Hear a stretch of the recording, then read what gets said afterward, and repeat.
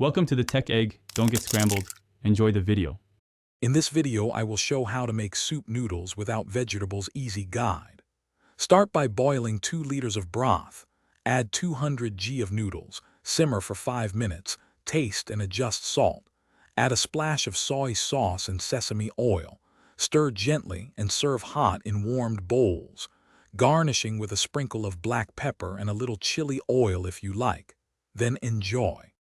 Select a clear, flavorful broth such as chicken or beef and heat it gently to avoid cloudiness. Then add aromatics like garlic or ginger if desired, but keep it simple to match the no-vegetable theme. Taste as you go, adding salt, pepper, and a small splash of soy sauce for depth. Then add noodles and simmer briefly until tender, ensuring the broth remains smooth and well seasoned before serving. If you are finding this video helpful, please subscribe and like. That really helps me keep making simple cooking guides. Quick recommendation: books Read Anywhere with the new Kindle Paperwhite. Perfect for reading while your soup simmers or relaxing after a warm bowl. Check the description for the link and other deals.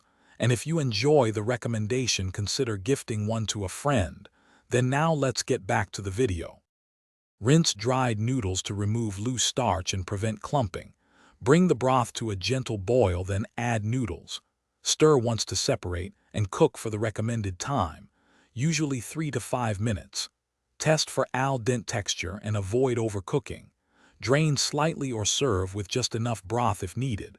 Finish with a flavor boost like toasted sesame oil or a pinch of white pepper.